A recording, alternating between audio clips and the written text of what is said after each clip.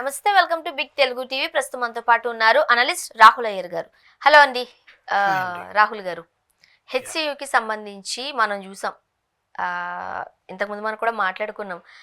ప్రాణులు, వన్యప్రాణులు ఒక రకంగా చెప్పాలంటే కాపాడుకోవాల్సిన బాధ్యత మనదే అంటున్నారు. కాకపోతే వాటిని మనం బయటికి భయపెట్టి తరిమేస్తున్నాము అని.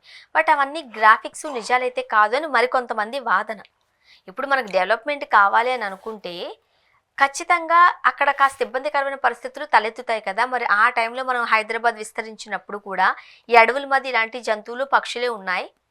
వాటిని వేరే స్థలానికి ఆటోమేటిక్గా వెళ్ళిపోతూ ఉంటాయి కాబట్టి మనకి కన్స్ట్రక్షన్స్ అన్నీ వచ్చాయి. ఇప్పుడు అది కూడా ఫ్యూచర్ కోసం మంచిదని చెబుతున్నారు కాంగ్రెస్ గవర్నమెంట్ వాళ్ళు. అయితే దీనికి సంబంధించి సుప్రీంకోర్టు నుంచి ఒక హుకుం జారీ చేసింది రేవంత్ రెడ్డి గారి సర్కార్కు అంటున్నారు. నిజమేనా అది? అవునండి.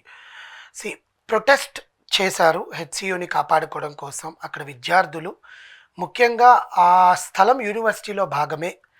ఆల్రెడీ ఒకసారి 480 500 ఎకరాలు వెళ్ళిపోయాయి. ఇంకుండేది మాకు 1800 ఎకరాలు. దాంట్లో ఇప్పుడు 400 ఎకరాలు తీసేసుకుంటున్నారు.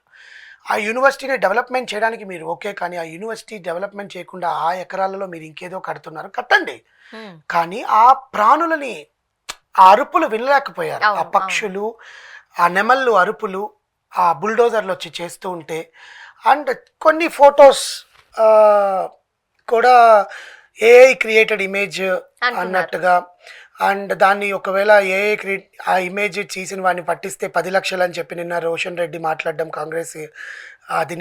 కాంగ్రెస్ పార్టీ నాయకుడు.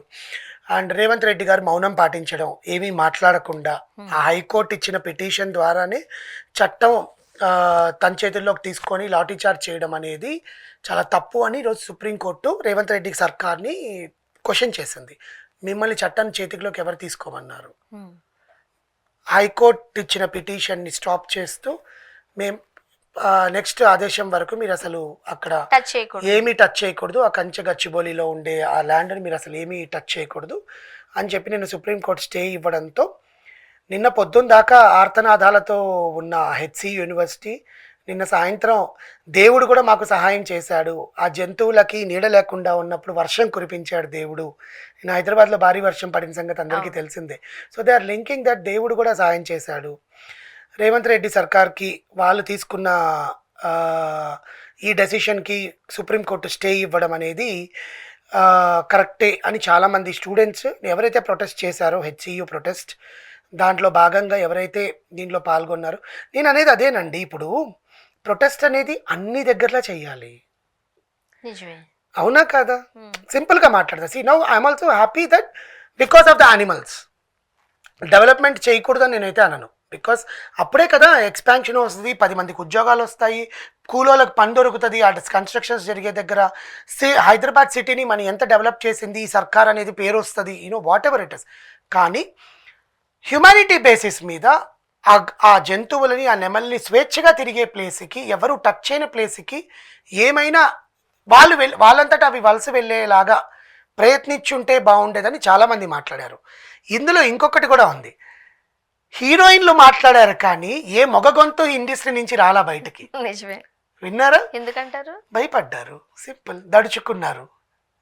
అల్లు అర్జున్ విషయంలో ఏం జరిగింది అంటే ఆయన చేయించలేదు అనుకోండి బేసికల్గా, but how strict is the Telangana government in the Allu Arjun's case కదా.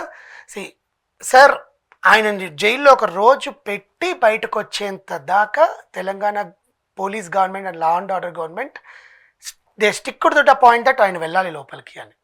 అవునా కదా? What ever it is the situations, అలాంటి మాటలు ఉన్నాయి, నిజమో కాదనేది మనకు తెలియదు. అదే నేను చెప్తున్నా, అవి ఎంతవరకు నిజమనేది పక్కన పెడితే ఎందుకులే ఆయన దగ్గరికి మనం పోయి మాట్లాడడం, ఆయన చేసుకుంటే డెవలప్మెంటు, అవి చచ్చిపోతే మాకు అవసరం లేదు, ఇంట్లో ఉండి దేవుని దండం పెట్టుకుందాం, ఆ ప్రొటెస్ట్ ఆపాలి అని చెప్పి కోరుకున్నారే తప్ప ఏ హీరోలు, ఒక్క హీరో కానీ, ప్రొడ్యూసర్స్ కానీ, డైరెక్టర్లు కానీ, సంబంధించి ఎవరు మాట్లాడలేదు, ఆడవాళ్ళు తప్ప, ఫీమేల్ ఆర్టిస్టులు తప్ప ఎవరు మాట్లాడలేదు. అది కూడా ఉపాసన, రష్మి గౌతమ్ అండ్ రేణు దేశాయ్, అంతే, ఇంకెవ్వరూ మాట్లాడలేదు. నాట్ ఈవెన్ అనసూయ గారు she didn't speak out. Jhansi గారు ఎప్పుడు పక్షులు, కుక్కలు, జంతువులని మాట్లాడతారు, ఆమె స్పీక్ అవుట్ చేయలేదు. అమలా గారు మాట్లాడలేదు.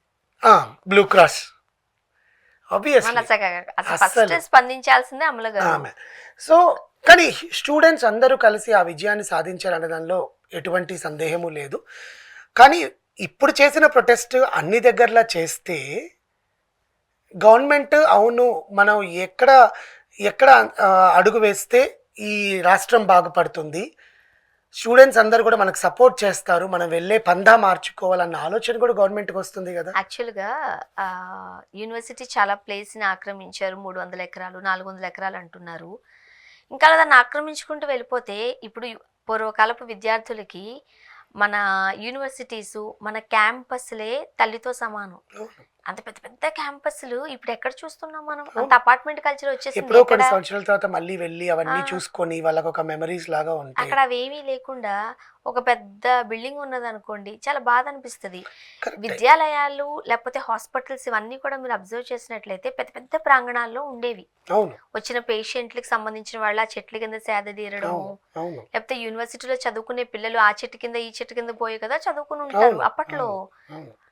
ఆ ప్రమిసెస్ అంతా ఈ డెవలప్మెంట్ పేరుతో దాటిని తగ్గించుకుంటూ పోతే రేపు అన్న రోజుకి యూనివర్సిటీస్ కూడా ఒక అపార్ట్మెంట్ లాగా బిల్డింగ్లకే పరిమితం అయిపోతుంది. ఖచ్చితంగా ఇంకా ప్లే గ్రౌండ్ ఉండదు, ఇంకేం ఉండదు. అది కూడా కాస్త ఇబ్బందికరమైన అంశమే కదా ఫ్యూచర్ కి. కరెక్టేనండి. నేను అందుకే చెప్తున్నా, వాళ్ళ ఆ ప్రొటెస్ట్ ని చేయడం కరెక్టే, బికాజ్ వాళ్ళ విశ్వవిద్యాలయాన్ని వాళ్ళు కాపాడుకోవడానికి వాళ్ళు ప్రొటెస్ట్ చేయడం కరెక్టే. నేను అనేది అదే స్టూడెంట్స్ ఎక్కడ అన్యాయం జరిగినా కూడా ఎందుకు ప్రొటెస్ట్ చేయట్లేదు, ఎందుకు ముందుకు రావట్లేదు? ఇప్పుడు ఇంత గొడవలు జరుగుతున్నాయని ఎవరైతే ఆ హైకోర్టుకి సంబంధించిన సిపిని కూడా సుప్రీంకోర్టు ప్రశ్నించింది, మీరు ఎలా ఇస్తారు దీన్ని అని చెప్పి కదా. ఎంత చెయ్యకపోతే లాఠీ చార్జ్ కూడా చేసిన పోలీసులు స్టూడెంట్స్ నిలబడ్డారు. ఒక రకంగా చెప్పండి, ఓకే డెవలప్మెంట్ పేరుతో దాన్ని ఏదో చేద్దాం అనుకుంటున్నారు, మంచిదే. ఓకే, నిరుద్యోగులకు కొంత ఉద్యోగం వస్తుంది, ఉద్యోగ అవకాశాలు వస్తాయి, డెవలప్మెంట్ లో భాగం తప్పదు, ఇట్స్ ఓకే. కానీ నోరు లేని జంతువుల సంగతి ఏంటి, ఆ ప్రాణుల సంగతి ఏంటి, ఇక్కడ పడే కట్టేంటి అని అంటే అవంతా గ్రాఫిక్స్ నిజాలు కాదు అని. అవంతా గ్రాఫిక్స్ అనుకుంటే అరుపులు గ్రాఫిక్సా అండి?